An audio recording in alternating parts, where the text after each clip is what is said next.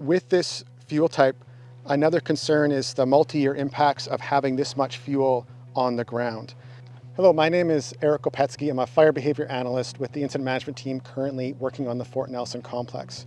One of the challenges we found with the multi-year drought currently underway in the Fort Nelson zone is that we're seeing fire able to persist for a long time, certainly over winter, and also able to burn very deep and consume a lot of the organic material or the duff that's on the top layer of the soil. And what it's been doing is slowly kind of burning through this stuff, and over time it's able to actually burn a lot of the roots in these trees. And you can see here the result of that, where we have lots of trees that weren't consumed by a crown fire, but instead the roots have burnt out and they've all fallen down. And now we're having major challenges with access to put fire out, and also we're seeing trees like this with a lot of their needles and fine fuels now closer to the ground and able to potentially burn again.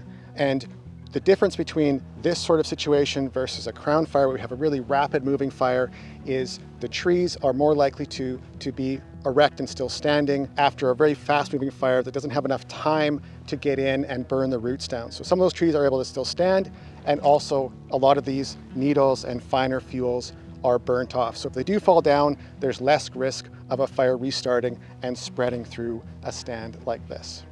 Over the years, we've noticed that this blowdown is actually increasing, and we're not too sure if it might actually impact our future fires to come and what that will look like for our management of them.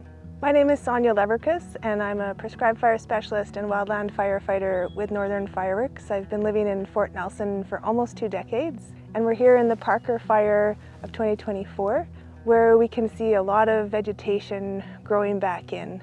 What we also see around the Fort Nelson area over the last few years of fire is that there's a lot of blowdown that's happened through the overwinter fires as well.